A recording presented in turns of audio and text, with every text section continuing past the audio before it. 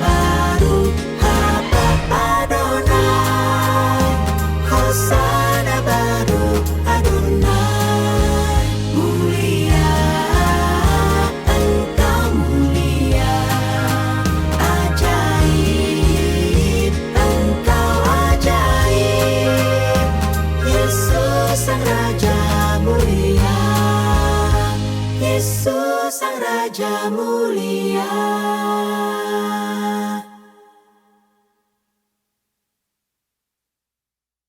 Beshem Ha'af, Verben, Verruach HaKodesh, Ha-Elohim Echad.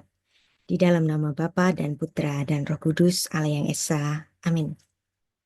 Shalom, kita akan belajar mengenai Hosana yang biasanya diperingati pada Minggu Palma pada gereja-gereja mainstream, gereja Katolik, gereja Ortodoks, dan gereja mainstream lainnya. Kalau di Indonesia GKI, dan gereja-gereja Lutheran, juga gereja Anglikan. Di Minggu Palma, Tuhan Yesus Sang Mesias yang dijanjikan masuk ke kota Yerusalem dengan naik keledai. Dan kita mempelajarinya dengan kajian filsafat Ibrani, juga sejarahnya, juga antropologi budaya Semitik, intertextuality study. Dan mengenai Hosana, masuknya Tuhan Yesus ke Yerusalem ditulis dalam 4 kitab Injil, Matius pasal 21, Markus pasal 11, Lukas pasal 19, dan Yohanes pasal 12. Dan ini semua adalah suatu pengenapan nubuat yang ditulis dalam Zakaria 9 ayat 9. Dan untuk Rabu Abu, kita sudah memperingatinya. Rabu Abu jatuh pada tanggal 5 Maret 2025, atau bahasa Ibraninya Yom HaEver atau Tevra Tetarti. Rabu Abu adalah hari pertama dalam masa Prapaskah dalam tradisi gereja, khususnya dalam gereja Katolik dan beberapa denominasi Protestan. Rabu Abu menandai dimulainya masa 40 hari pertobatan, puasa, dan doa sebagai persiapan menuju perayaan Paskah Kristiani yang memperingati kebangkitan Tuhan Yesus Kristus. Abu yang digunakan pada perayaan Rabu Abu adalah berasal dari pembakaran daun-daun palma yang diberkati pada Minggu Palma di tahun sebelumnya. Dan daun palma ini digunakan pada Minggu Palma untuk memperingati masuknya Tuhan Yesus ke Yerusalem, di mana orang banyak melambai-lambaikan daun palma untuk menyambutnya sebagai Sang Raja Mesias. Seruan Hosana, Hosa artinya selamatkanlah, imperatif, jadi kata perintah. Kemudian ada akhiran na. Na itu interjection. Kenapa kok harus ditambah dengan na, interjection? Karena manusia tidak mungkin layak untuk memerintah Tuhan. Tapi karena hal yang mendesak, maka kita bisa memerintah Allah. Tapi bagaimanapun manusia terlalu jauh untuk dapat memerintah Allah. Karena sesuatu yang mendesak, maka kita bisa memerintah Allah, tetapi dengan akhiran na, interjection. Seperti bahasa Inggris itu please, tolong. Aku nggak layak menyuruhmu Tuhan, tapi aku sedang dalam keadaan terdesak. Maka please, selamatkanlah. Nah, jadi ini adalah satu ungkapan kesopanannya orang Yahudi. Jadi tolong selamatkan kami sekarang. Hosana. Nah, kalau belajar mengenai Hosana ya sudah, ini saja. Tetapi tentu saja untuk pelajaran yang lebih mendalam, kita harus mempelajari sedalam-dalamnya kenapa kata-kata ini muncul. Kisah Tuhan Yesus naik keledai adalah peristiwa yang penting dalam Perjanjian Baru, terutama terkait dengan peristiwa Minggu Palma dalam tradisi gereja. Bahwa ketika Tuhan Yesus memasuki Yerusalem sebagai Raja Mesias yang dijanjikan, peristiwa ini dicatat dalam keempat Injil, dan ini merupakan pengenapan nubuat. Zakaria 9 ayat 9, bersorak-soralah dengan nyaring, hai putri Sion, bersorak-soralah. Hai putri Yerusalem, lihat rajamu datang kepadamu, ia lemah lembut. Nah, tapi pernyataan ia lemah lembut di sini, ini kan terjemahan. Nah, ini memang terjemahan. Apakah terjemahan ini salah? Terjemahan ini nggak salah. Tapi sebenarnya kata Ibrani huani, selain bisa bermakna dia lemah lembut, juga bisa bermakna dia miskin. Makanya dia datang dengan naik keledai, bukan keledainya sendiri, tapi keledai pinjaman. Karena memang dia miskin. Seekor keledai beban yang mudah. Keledai, maksudnya ini ada tambahannya. Keledai jantan yang mudah. Artinya Tuhan Yesus naik keledai yang muda yang belum pernah memikul beban. Jadi baru pertama memikul beban ketika dia dinaiki Tuhan Yesus untuk masuk ke Yerusalem. Penubuat ini menunjukkan bahwa Mesias yang datang dengan cara rendah hati, dengan keadaan miskinnya, bukan sebagai raja duniawi yang gagah perkasa naik kuda putih, enggak. Tetapi dia juga menunjukkan dengan cara itu dia adalah sang raja damai. Dan ada yang menarik bahwa ada latar belakang sebelum Tuhan Yesus masuk ke Yerusalem, yaitu didahului dengan peristiwa yang sangat terkenal, yaitu kebangkitannya Lazarus di Betania, yang dicatat di dalam Yohanes pasal 11 ayat 1-44, yang dimana di situ Lazarus sakit dan meninggal. Nah, Betania ini menarik. Betania adalah tempat favoritnya Tuhan Yesus, sering datang ke situ untuk menemui Marta dan Maria dan Lazarus. Dan ketiga bersaudara ini, mereka tidak dicatat pasangannya, berarti kemungkinan mereka itu selibat atau tidak menikah, hidup tidak menikah. Dan jika demikian, jika mereka adalah pengelola dari Betania, kemungkinan Marta, Maria, dan Lazarus ini adalah jemaat Esseni. Kisahnya ada banyak ditulis. Kaum Eshim, walaupun secara harfiah tidak pernah dicatat dalam bahasa Yunani, kaum Eshim, tapi sebenarnya jemaat Esseni lekat dengan perjanjian baru. Ketika Lazarus sakit, Tuhan Yesus sepertinya sengaja menunda kedatangannya selama 2 hari sebelum pergi ke Yudea, dan murid-murid takut karena sebelumnya orang-orang Yudea berusaha merajam Tuhan Yesus. Tuhan Yesus berkata bahwa Lazarus sudah mati, tapi mereka akan melihat kemuliaan Allah. Perhatikan, ini menarik. Kenapa ini harus kita pelajari latar belakang sebelum Tuhan Yesus masuk ke Yerusalem? Yaitu dengan didahuluinya kebangkitan pada Lazarus. Dan di situ Tuhan Yesus bertemu dengan Marta dan Maria, yang keduanya itu komplain kepada Tuhan Yesus. Tuhan, seandainya engkau datang lebih dulu, mungkin Lazarus nggak mati, tapi engkau kenapa telat? Sehingga saudaraku laki-laki itu mati. Dan di sini Tuhan Yesus memberikan satu jawaban bahwa akulah kebangkitan dan hidup. Barang siapa percaya kepadaku, ia akan hidup walaupun dia sudah mati. Perhatikan, ini diucapkannya sebelum dia masuk kepada masa sengsaranya. Dan kebangkitan kepada Lazarus tentu ini ada alasannya yang kuat. Ketika Maria dan Marta menangis, Tuhan Yesus pun ikut menangis dengan rasa haru untuk menunjukkan belas kasihannya. Dan kemudian Tuhan Yesus membangkitkan Lazarus dari kematiannya. Dan Tuhan Yesus berseru, Lazarus, marilah keluar. Yohanes pasal 11 ayat 43, dan Lazarus keluar dari kubur, masih terbungkus kain kafan, dan Tuhan Yesus menyuruh orang-orang untuk melepaskan kain kafan itu. Dan dia sekali lagi menegaskan bahwa dalam peristiwa ini Tuhan Yesus adalah Sang Mesias, Anak Allah, dan sumber kehidupan. Yohanes 11 ayat 27. Demikianlah dia adalah betul-betul Sang Raja Mesias, walaupun penampilannya itu bukan seperti raja, tetapi justru sebagai anti-king. Tetapi dia adalah Sang Raja Mesias. Dia adalah Masyah atau Mosyah, dan dia juga disebut sebagai Melek Mosyah, Raja Mesias, atau dia disebut dalam bahasa Aram itu Malcha Mesiha, yang kita mendapatkan terjemahan ini di dalam Targum Jonathan pertama kalinya dalam Kejadian 3 ayat 15, yaitu Proto Evangelium. Dan orang-orang Yahudi terutama setelah pembuangan ke Babel, perhatiannya itu berpusat akan didirikannya pemerintahan atau kerajaan Allah, dan mereka selalu menghubungkannya dengan kejayaan Israel seperti dipimpin oleh Daud dan Salomo. Maka setelah kekalahan Israel bertubi-tubi, bahkan Israel masuk ke dalam titik nol, bukan hanya 0 sampai minus, karena mereka menjadi orang buangan, menjadi orang jajahan, dibuang ke Babel selama 70 tahun. Maka mereka merindukan bagaimana sekali lagi ada yang diurapi. Inaugurasi dari imam dan raja itu selalu dengan pengurapan. Tetapi setelah pembuangan di Babel, ungkapan kepada yang diurapi ini tertuju kepada Sang Mesias yang dijanjikan. Jadi lebih spesifik lagi, yaitu raja yang akan mengembalikan kejayaan Israel yang pernah terpuruk, terbuang ke Babel.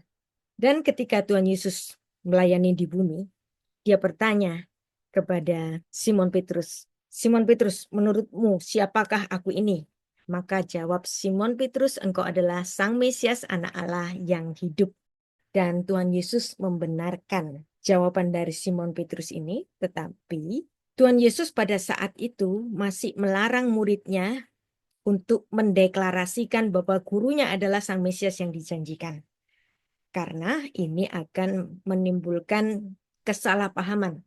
Bahkan kepada murid-murid Tuhan Yesus sendiri yang belum paham kehadiran Yesus di bumi, yaitu dia dalam misi keselamatan bukan sebagai raja duniawi, tetapi sebagai raja semesta, Melek Haolam. Dia datang untuk menyelamatkan manusia bukan dari penjajahan Romawi, tetapi dia menyelamatkan dari penjajahan dosa yang sudah menjalar kepada manusia sejak manusia jatuh di Taman Eden.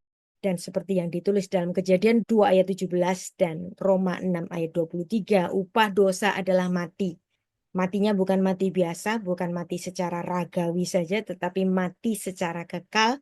Nah, pemahaman inilah yang belum dipahami oleh murid-murid Kristus saat itu, sehingga Tuhan Yesus perlu memuridkan mereka 3,5 tahun. Jadi murid-murid Kristus adalah orang-orang sekolahan seperti kita sore ini. Jangan ada di antara kita mengatakan murid Kristus nggak sekolah. Berarti itu dia nggak belajar.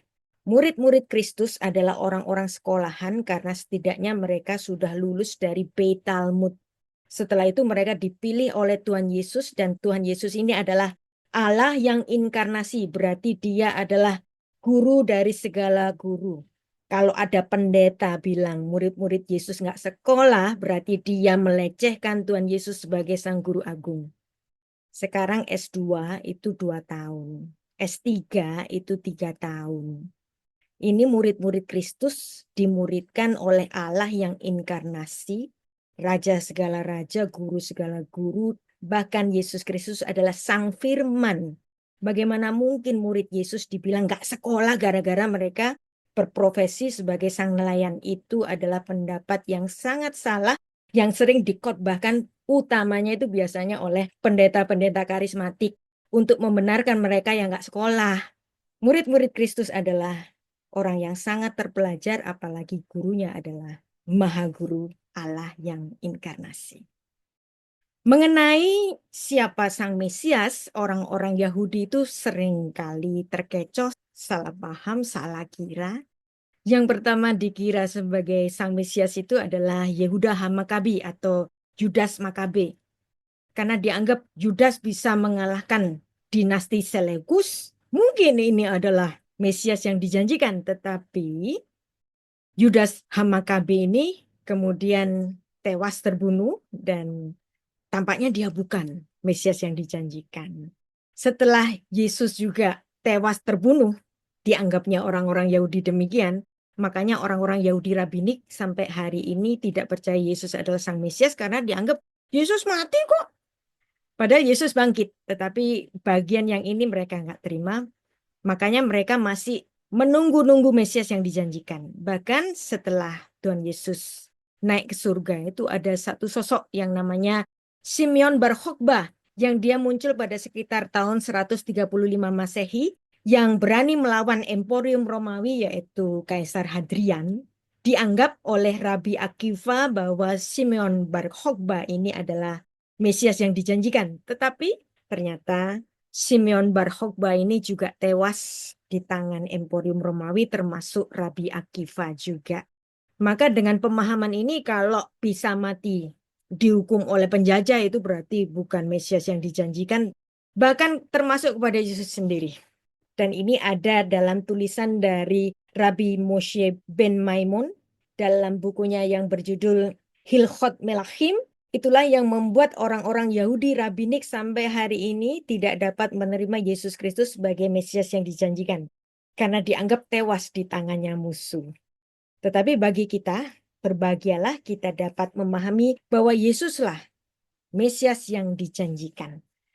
Dan itulah salah paham konsep Mesias yang diurapi bagi orang-orang Yahudi, termasuk orang-orang Yahudi rabbinik hari ini. Mereka mengimpikan bagaimana Israel kembali jaya seperti kejayaan dalam pemerintahannya Daud dan Salomo. Tetapi yang penting bagi orang Kristen, dan ini dipahami oleh kita semua orang-orang percaya, persis seperti deklarasi oleh Yohanes Pembaptis dalam Yohanes 1 ayat 29. Pada keesokan harinya Yohanes melihat Tuhan Yesus datang kepadanya dan ia berkata, Hine she ha Elohim hanose hataat haolam. Lihatlah anak domba Allah yang menghapus dosa dunia. Dan inilah bedanya pemahaman dari Tuhan Yesus Kristus kepada para murid dan juga yang dipahami oleh Yohanes Pembaptis dengan pemahaman dari orang-orang Yahudi kebanyakan. Mereka tidak memahami bahwa Yesus menuju kepada penjajahan secara hakiki, yaitu penjajahan manusia yang dijajah oleh dosa sejak kejatuhan manusia di Taman Eden. Dan Tuhan Yesus hadir sebagai korban. Apa artinya korban? Korban itu artinya datang mendekat. Kematian itu membuat perpisahan antara manusia dengan Tuhan. Manusia tidak dapat melihat wajah Allah. Kalau bisa melihat itu hanya teofaninya, hanya melalui penampakan-penampakan dalam wujud-wujud tertentu, tetapi manusia tidak dapat melihat Allah karena ada jurang pemisah yaitu dosa. Maka cara untuk datang kepada Tuhan yaitu harus ada harga mendekat. Nah, harga mendekatnya apa? Karena upah dosa adalah mati, maka harga mendekat itu juga kematian. Maka Yesus Kristus harus mati sebagai korban. Kata korban itu berasal dari kata karaf. Kofres bet. Dibaca karaf, kemudian ada nun di sini, karaf, dibaca korban. Nah, korban ini adalah harga mendekat. Harga mendekat seharga nyawa, yaitu nyawa yang diberikan oleh Tuhan Yesus ketika dia menyerahkan nyawanya di atas kayu salib. Bapa, ke dalam tanganmu aku menyerahkan rohku. Dan di situ dengan kematian berdarahnya Tuhan Yesus membayar secara lunas dosa manusia yang harus dibayar dengan kematian. Dan inilah konsep anugerah. Ibadahnya orang Kristen itu adalah ibadah dengan konsep anugerah. Apa itu anugerah atau kasih karunia? Yang memberi nggak berkewajiban, yang menerima nggak punya hak. Tuhan nggak punya kewajiban untuk mengampuni manusia. Manusia juga nggak punya hak untuk minta pengampunan. Dosa ya sudah mati kekal, sudah. Tapi Tuhan memberikan kehidupan yang kekal kepada kita yang nggak layak ini. Maka itu adalah kasih karunia. Kita yang tidak berhak menerima. Tetapi kita diberi, itu adalah konsep anugerah. Dan inilah konsep kasih karunia. Kalau agama-agama lain adalah upaya manusia mencapai surga. Mereka melakukan banyak amal ibadah untuk membeli surga. Tetapi keimanan kita adalah upaya surga mencapai manusia. Tuhan berupaya mengirimkan anaknya yang tunggal mencapai manusia supaya manusia dapat dibawanya dengan kematiannya itu untuk mencapai surga. Menuju ke langit baru dan bumi yang baru LB3. Jadi inilah Yesus Kristus sebagai korban, sebagai harga mendekat. Manusia yang tercerai dari Tuhan dibayar dengan darahnya. Dan Mesias, menarik. Mesias disebut sebagai tuan dan anak Daud. Perhatikan Alkitab kita ditulis dalam mindset Asia, mindset orang Timur. Tetapi orang Kristen banyak belajar dari mindset orang Barat. Sehingga kalau belajar Alkitab juga dengan penafsirannya orang Barat. Maka saya selalu mengajak kita untuk membaca Alkitab dalam konsep keyahudian Yesus Kristus. Jadi mengenai silsilah, seorang kakek dia memiliki strata yang lebih tinggi dari seorang bapak. Seorang bapak memiliki strata lebih tinggi dari seorang anak. seorang anak memiliki strata lebih tinggi dari cucunya. Tetapi di sini aneh. Mazmur 110 ayat 1. Mazmur Daud. Le David mismor neum Adonai ladoni sef lemeni ad ashit ofecha hadom relak lecha. Demikianlah firman Tuhan, Yod-He-Vav-He, ya, Yod-He-Vav-He, neum Adonai, Yod-He-Vav-He, ada kata Yod-He-Vav-He di sini. Firman dari Tuhan, T-U-H-A-N besar-besar. Ladoni, siapa yang nulis ini? Daud. Dan para rabi Yahudi membaca Mazmur 110 ini adalah Mazmur Mesianik. Tetapi Daud merujuk kepada Mesias yang dijanjikan ini sebagai tuannya. Nah, ini nggak lazim untuk customnya orang Timur, customnya orang Asia, bukan customnya orang Barat. Customnya orang Asia itu nggak lazim. Kalau dalam bahasa Jawa itu pernai. Kalau misalnya seorang Pak D punya anak walaupun umurnya 17, dari seorang Pak L punya anak walaupun anaknya umur 30, yang umur 30 itu harus panggil Mas kepada yang umur 17 karena itu pernai. Ini juga pernai. Kalau Sang Mesias itu adalah cucunya Daud, berarti Daud seharusnya pangkatnya lebih tinggi dari cucunya kan? Tetapi di sini Daud memanggil cucunya sebagai tuannya.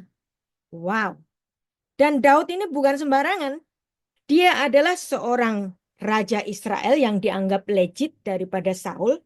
Dan dia dari suku Yehuda, suku yang menampuk tongkat kerajaan menurut nubuatnya Bapak Yakub sebelum kematiannya. Daud ini menyebut cucunya sebagai tuan. Wow. Berarti sang cucu ini bukan sembarangan.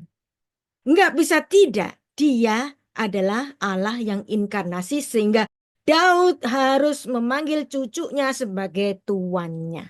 Jadi ini sebenarnya suatu teka-teki yang buat orang Yahudi itu, ini apaan? Ini firman apaan sih?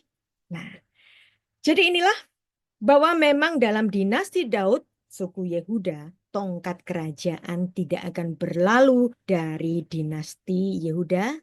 Kejadian 49 ayat 10.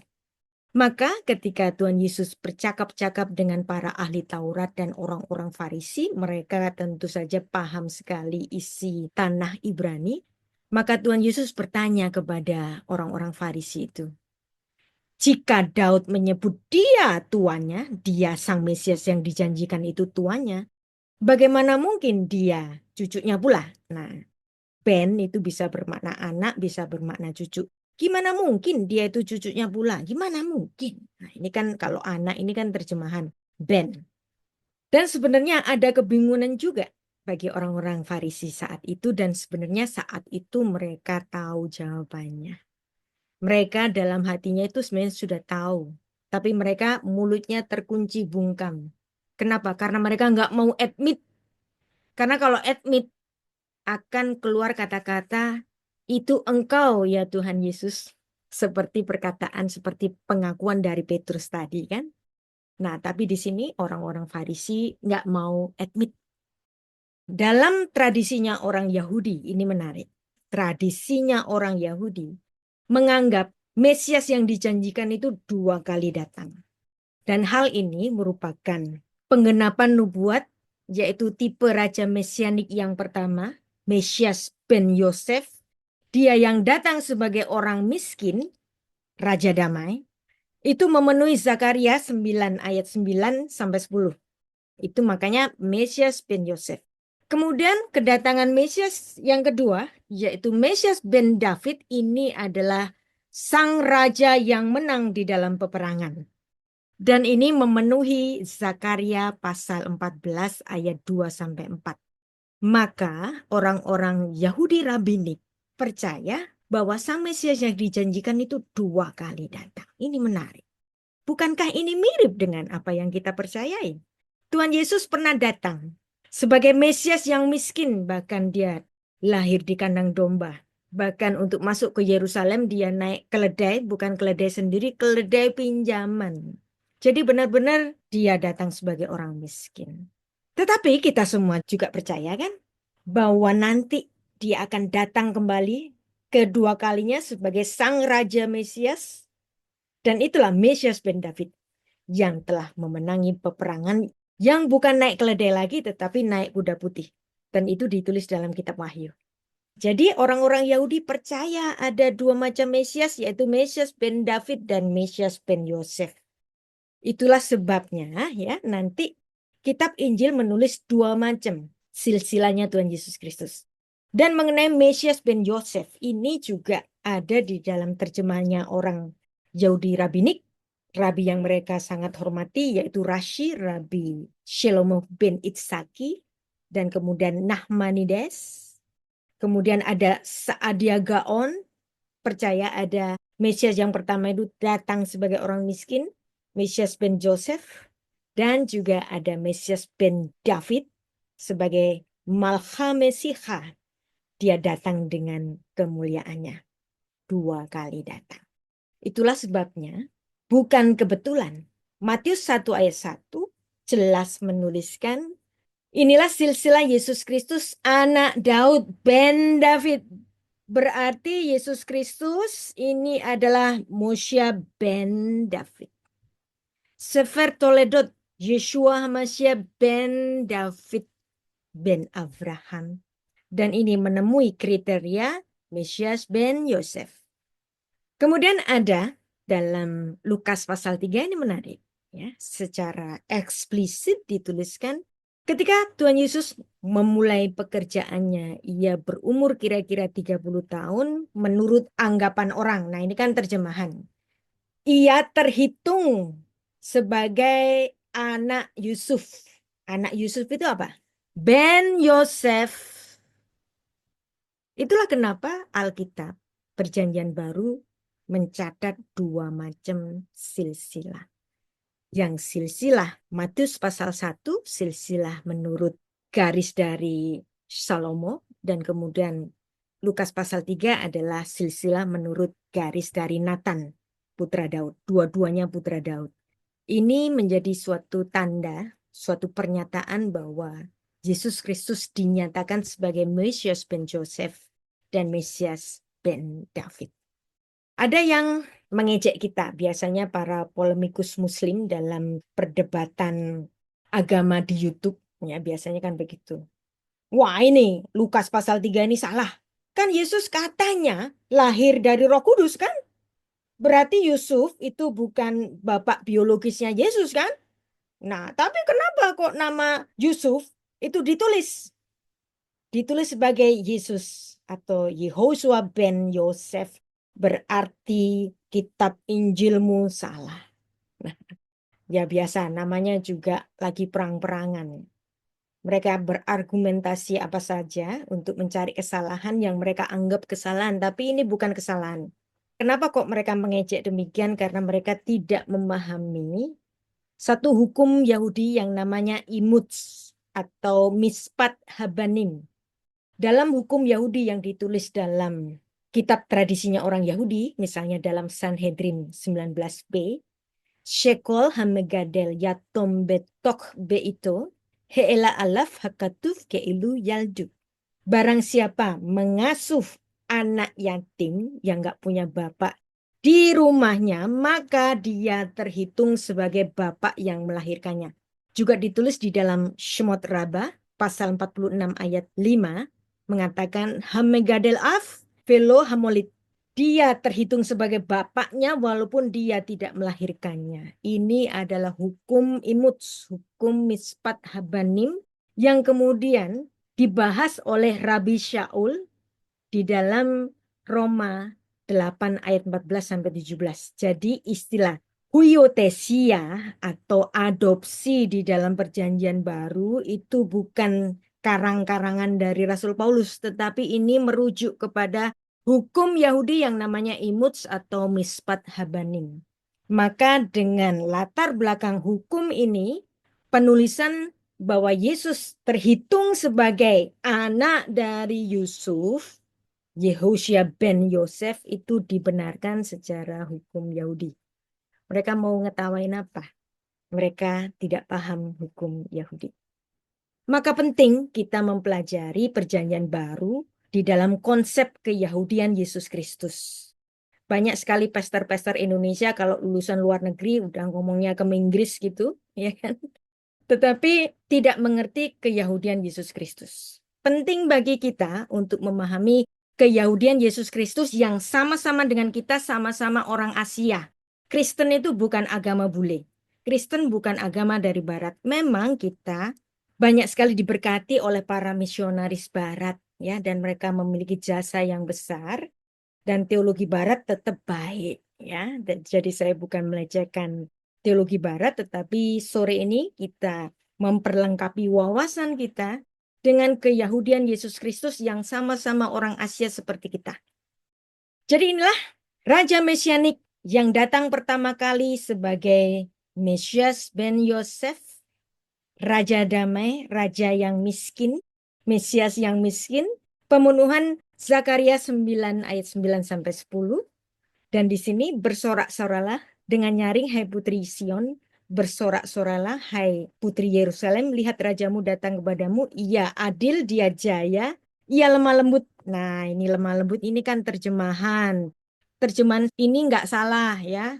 Jadi jangan salah paham, saya bukannya melecehkan terjemahan dari LAI, enggak. Tetapi saya akan mengajak Anda untuk membaca naskah Ibrani lebih luas, di dalam wawasan yang lebih luas, bahwa di sini dituliskan huani. Ya, ini bisa bermakna ia lemah lembut, tetapi juga bisa bermakna dia miskin. Dia datang di dalam kemiskinan dan bahkan dia suka berkunjung ke Betania. Nanti kita belajar mengenai Betania. Ia akan melenyapkan kereta-kereta dari Efraim dan kuda-kuda dari Yerusalem. Busur perang akan dilenyapkan dan ia akan memberitakan damai kepada bangsa-bangsa. Wilayah kekuasaannya akan terbentang dari laut sampai ke laut, dari sungai Efrat sampai ke ujung-ujung bumi. Nah, ini menarik. Kenapa kok pakai sungai Efrat? Kenapa harus menyebutkan sungai Efrat? Sungai Efrat itu sungai di mana sih? Sungai di Taman Eden. Kenapa ini disebut? Nah, nanti kita akan belajar mengenai ini. Makanya belajar mengenai kata Hosana itu kita harus menarik jauh, bahkan sampai ke Taman Eden. Dan kemudian ada tipe Raja Mesianik yang kedua, di mana dia adalah Raja Peperangan. Ini adalah tipe Mesias ben David. Dia datang dengan kemuliaannya, kegagahannya, dan kekuasaannya. Dan itu pemenuhan dari Zakaria pasal 14. Saya nggak bahas ini karena ini bahasan tersendiri. Nanti Anda bisa cari di channel YouTube saya untuk membahas Yesus Sang Mesias ya. Tadi saya memberikan satu latar belakang sebelum peristiwa Tuhan Yesus masuk ke Yerusalem. Itu didahului dengan kebangkitan kepada Lazarus sebagai orang yang mengasuh rumah yang disebut Betania.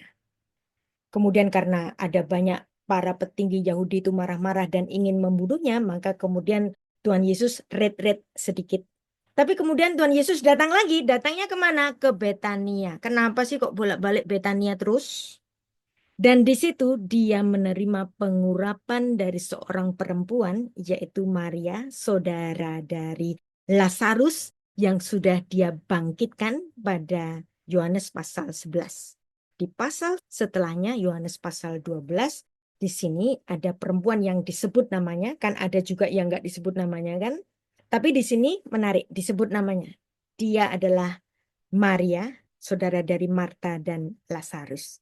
Dan di sini nanti Yudas Iskariot itu marah-marah. Perhatikan Yohanes 12 ayat 3. Maka Maria mengambil 1 litra, sekitar 370 gram. 1 litra. Apa itu 1 litra? 1 litra itu ya sama dengan 1 liter. Dari kata litra nanti muncul kata libra dalam bahasa Latin. Ingat kan ada zodiak Libra untuk alat ukuran itu kan. Nah, jadi di sini 1 litra, 1 liter, 1 liter minyak narwastu. A pound di sini bahasa Inggrisnya. Litra, litra ya liter sama. Tapi di sini ditulis setengah kati. Nggak tahu kati itu ukuran apa, aneh ini. Kenapa pakai ukuran yang nggak lazim, dikasih kata setengah lagi, nggak ada kata setengah. Jadi kita artikan 1 liter. 1 liter minyak narwastu murni yang mahal sekali harganya. Anda tahu sekarang kalau minyak wangi yang mahal ya 100 mili itu harganya sudah jutaan ya. 100 mili itu. 100 mili. Misalnya kalau Chanel itu sudah hampir 3 juta. Berarti kalau 1 liter berarti 30 juta. Ya, ini kalau kita bandingkan dengan harga hari ini. Nah, di situ kemudian Maria ini menuangkan minyak yang mahal itu untuk Yesus. Perhatikan, kenapa kok harus didahului dengan pengurapan minyak? Apa sih artinya pengurapan? Pengurapan itu dekat dengan makna masyah. Masyah, dari kata masyah muncul kata Mesias. Wow. Berarti memang Yesus harus didahului dengan pengurapan. Sebelum dia mendeklarasikan dirinya sebagai Mesias yang dijanjikan dengan menaiki keledai masuk ke Yerusalem untuk memenuhi Zakaria pasal 9. Jadi penyebutan ketika Yesus Kristus diurapi sebelum masuknya ke Yerusalem di satu tempat yang namanya Betania, ya Betania itu Betani bahasa Inggris, Betani kan bahasa Inggris, bahasa Indonesia Betani, bahasa Ibraninya Betania. Perhatikan. Dan di sini bagi Yesus adalah untuk memperingati hari penguburannya. Jadi jelas di sini adalah tindakan nubuat bahwa Yesus Kristus akan mati. Ketika Yudas Iskariot komplain, maka Tuhan Yesus berkata, biarkan Maria melakukan hal ini untuk mengingat hari penguburanku. Ya, dia telah diurapi. Berarti ini adalah deklarasi bahwa Yesus Kristus adalah Sang Mesias. Nah, barulah setelah ada pengurapan secara harfiah, secara betul-betul diurapi dengan minyak yang mahal, maka kemudian Tuhan Yesus masuk ke Yerusalem dari tempat yang bernama Beit Ania. Dia naik keledai jantan muda yang belum pernah mengangkut beban. Ketika Tuhan Yesus dan murid-muridnya telah dekat Yerusalem, ia tiba di Betfage, di tempat desa Oliv, desa Zaitun, yang terletak di Bukit Zaitun. Tuhan Yesus menyuruh 2 muridnya dengan pesan, pergilah ke kampung di depanmu, dan di situ kamu akan segera menemukan seekor keledai. Perhatikan ini seekor keledai betina tertambat dengan anaknya ada di dekatnya. Berarti di sini ada penyebutan 1 ekor keledai betina dan kemudian ada anaknya. Nah, ini anaknya laki atau perempuan kan nggak jelas kalau bahasa Indonesia. Kalau nanti bahasa asli Yunaninya nanti bisa kelihatan jelas bahwa itu adalah laki-laki, ya. Berarti di sini secara jelas Matius pasal 21 ayat 2 menyebut ada 2 keledai. Dan jikalau ada orang menegur kamu, katakanlah Tuhan memerlukannya. Ia akan segera mengembalikan. Nah, jelas di sini keledainya pinjaman. Kenapa? Karena dia Mesias yang miskin. Ayat 4, hal itu terjadi supaya genaplah firman Tuhan yang disampaikan oleh Nabi siapa? Nabi Zakaria. Katakanlah kepada putri Sion, lihat rajamu datang kepadamu, ia lemah lembut. Nah, lemah lembut tadi kita baca apa? Ani, dia miskin. Dan mengendarai seekor keledai jantan, seekor keledai beban yang muda, yang belum pernah mengangkut beban. Maka disebut induknya. Ya, karena dia masih bersama induknya, berarti dia belum dilepas dari induknya, berarti dia belum pernah mengangkut beban. Dan di situ murid-murid melakukan apa yang diperintahkan oleh Tuhan Yesus. Kemudian di sini ada yang menarik yang harus kita perhatikan. Tuhan Yesus masuk ke Yerusalem tidak masuk dari sembarangan gerbang. Dia masuk pada gerbang khusus yang disebut sebagai gerbang emas atau Sya'ar Hasahaf, gerbang emas. Dan di sini Matius pasal 21 ayat 1 menyebutkan bahwa Tuhan Yesus datang dari Betfage ke Betania melewati Bukit Zaitun lalu masuk ke Yerusalem. Dan yang paling dekat dengan Bukit Zaitun itu bukan gerbang yang lain-lain, tetapi adalah Golden Gate, Sya'ar Hasahaf. Nah, di sini. Jadi kita memahami kata Hosana nggak bisa sembarangan. Kita harus belajar mengenai latar belakang sejarahnya, juga topologinya. Ya, topologinya kita lihat di sini. Dari kawasan Bukit Zaitun yang terdekat dengan Bukit Sion adalah Golden Gate, Sya'ar Hasahaf.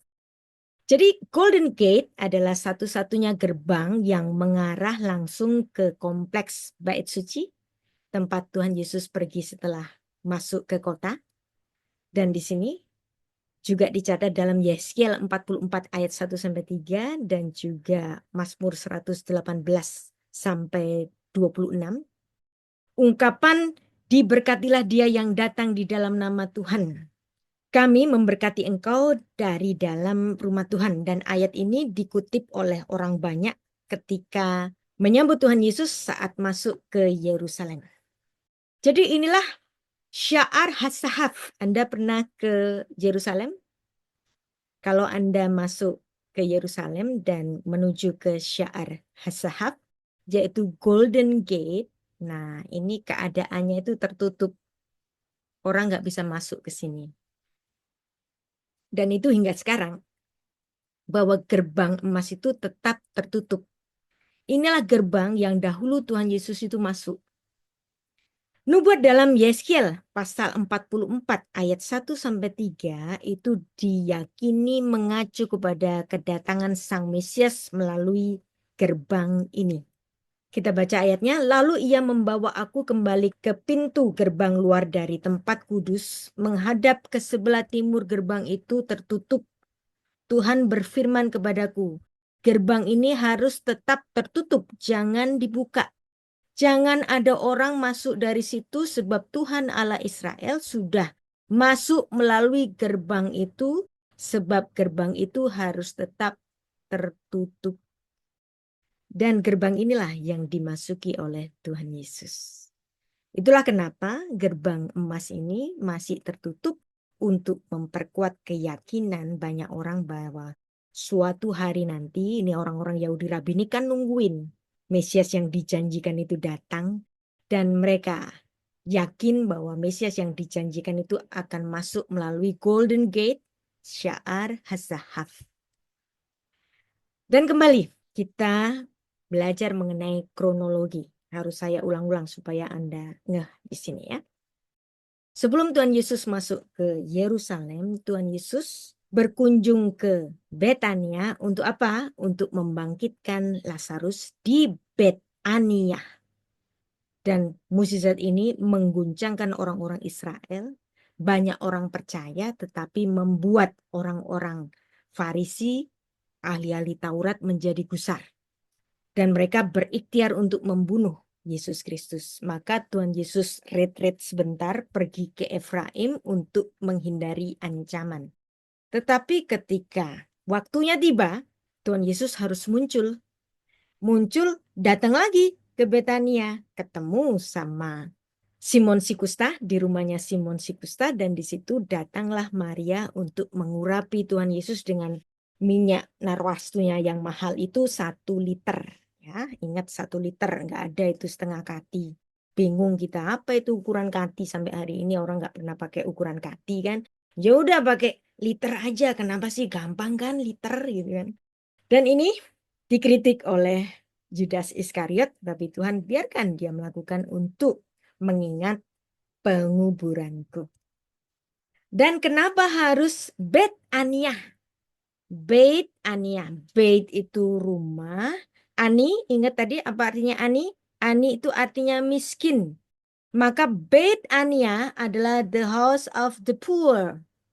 Ada gereja yang sangat kaya, Betani. Seharusnya kegiatan diakonianya itu sangat hebat seperti Lazarus, ya. Yang dimana dia dengan kedua saudarinya, Maria dan Marta, khusus ngurusin orang miskin. Makanya namanya Betania, the house of the poor. The house of the poor bukan berarti itu miskin. The house of the poor memang harus kaya. Karena dia harus menyantuni banyak orang miskin. Dan bahkan orang-orang Eseni ini di setiap tempat itu punya betani-betaninya, ya, Beit Aniyahnya. Nah, di sini dituliskan secara jelas Yohanes 12 ayat 1, 6 hari sebelum Paskah, Tuhan Yesus datang ke Beit Aniyah, the house of the poor. Tempat tinggal Lazarus yang dibangkitkan Tuhan Yesus dari antara orang mati. Jelas di sini 6 hari sebelum Paskah. Dan Beit Aniyah, the house of the poor, adalah desa kecil di lereng timur Bukit Zaitun atau bahasa Ibraninya Har Hasetim, sekitar 3 kilometer dari Yerusalem. Karena lokasinya berdekatan dengan Betania, maka disebut di dalam kaitannya dengan Bukit Zaitun di Alkitab. Bukit Zaitun atau bahasa Inggrisnya Mount Olive, bahasa Ibraninya Har Hasetim.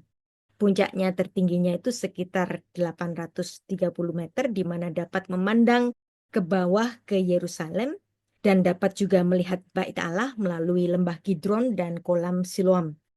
Tuhan Yesus mengenal bukit itu sebagai hutan yang lebat penuh ditumbuhi pohon zaitun, dan justru namanya demikian. Nah, tapi nanti pada tahun 70 Masehi, tempat ini menjadi gundul gara-gara ada peperangan yang dipimpin oleh Jenderal Titus. Kalau Anda ke Israel, Anda biasanya dibawa satu gereja yang sangat terkenal, Church of All Nation, atau disebut dengan Basilica of the Agony.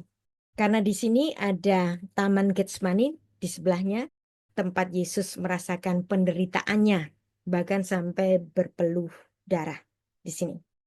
Kemudian dari tempat yang bernama Beit Fage, jadi rumah pohon ara yang muda, Tuhan Yesus berangkat ke Yerusalem dari Beit Aniyah, dari rumah orang miskin. Dan di situ Tuhan Yesus menyuruh muridnya untuk meminjam keledai yang akan dinaiknya masuk ke Yerusalem. Nah, inilah Bukit Zaitun yang sangat terkenal sekali di Alkitab, dan Tuhan Yesus beberapa kali mengunjungi tempat ini. Kemudian ada perbedaan jumlah keledai dalam kitab-kitab Injil, ya. Biasanya ini ada di dalam perdebatannya antara apologet Kristen dan apologet Muslim. Mereka mengatakan ada kontradiksi, yang satu bilang 1 keledai, yang satu bilang 2 keledai. Misalnya di sini menyebut ada 2 keledai, induk keledai dan keledai muda. Dan Markus 11 ayat 2 ini hanya menyebut 1 keledai jantan yang disebut dengan polon, yang masih diikat, polon atau polos. Ini adalah keledai jantan, 1 keledai saja. Markus pasal 11. Kemudian Lukas pasal 19 ayat 30 juga menulis 1 keledai saja. Pergilah ke kampung di depanmu itu, dan waktu kamu masuk ke situ, kamu akan mendapati polos atau polon, keledai jantan. Lukas pasal 19. Dan Yohanes pun seperti kedua Injil lainnya, seekor keledai muda. Ya, onarion, ini menarik. Onarion di sini, ya, ini adalah bentuk diminutif, anak keledai. Berarti ini merujuk kepada anak keledai yang belum pernah mengangkut beban. Dan kemudian dalam ayat ke-15 disebut dengan istilah polon atau polos. Dan ini merujuk kepada keledai jantan. Terus kemudian para polemikus itu menganggap, wah, Alkitabmu kontradiksi. Yang satu bilang 1 ekor, yang satu lagi bilang 2 ekor. Kenapa kok Matius pasal 21 menyebut ada 2 ekor keledai? Yang satu adalah induknya, keledai betina, dan yang satu lagi adalah anaknya, keledai berjenis kelamin laki-laki. Ini merujuk secara harfiah apa yang ditulis di dalam Zakaria pasal 9, Al-Kamor ve al-Ayir ben Atonot. Nah, kamor ini adalah keledai jantan. Terus dia ben Atonot. Dia itu anak dari keledai betina. Ya, wow di sini. Jadi di sini merujuk secara harfiah apa yang ditulis dalam Zakaria pasal 9, maka Matius juga mencatat induknya. Jadi walaupun yang dinaikin satu keledai, tapi di sini Matius memberikan satu keterangan bahwa sebelumnya ada 2 keledai, yaitu induknya sendiri. Kenapa kok Matius begitu detail menuliskannya demikian? Anda tahu pekerjaannya apa Matius sebelumnya? Lewi. Dia seorang pencatat pajak. Sudah biasa dengan hal-hal administrasi. Maka kemudian dia memberikan satu detail yang lengkap dan ini bukan berarti kontradiksi. Karena yang dinaiki oleh Tuhan Yesus hanya satu keledai saja. Dan ini persis yang ditulis oleh Yohanes, ya. Onarion, anak keledai, dan yang dinaiki adalah polon yang berjender laki-laki, ya, bukan induknya. Berarti Tuhan Yesus nggak naik induknya. Ada beberapa lukisan yang salah. Tuhan Yesus naik induknya, kemudian anaknya tetap digeret. Bukan, ya. Ini Tuhan Yesus naik keledai yang belum pernah mengangkut beban. Jadi di sini kenapa Matius harus menulis ada 2 keledai, induk dan anaknya. Jadi di sini adalah untuk mencatat bahwa betul-betul keledai yang dinaiki Tuhan Yesus adalah keledai yang belum pernah mengangkut beban. Nah, di sini ada keterangan keledai betinanya ini yang dimana di LAI tidak diterjemahkan. Seharusnya ini harusnya diterjemahkan ya. Walaupun itu nggak salah, tetapi seharusnya lebih lengkap gitu kan. Jadi inilah keledai jantan muda yang belum pernah mengangkut beban itu betul-betul ditulis dalam Zakaria 9 ayat 9 bahwa ada tertulis Huani Ferohev Al-Hamor. Dia miskin dan menunggangi keledai jantan. Ve'al air di atas keledai muda yang adalah Ben Atonot yang adalah putra dari keledai betina. Makanya Matius pasal 21 khusus menulis adanya keledai betina sebagai keterangan yang lengkap untuk pemenuhan Zakaria pasal 9.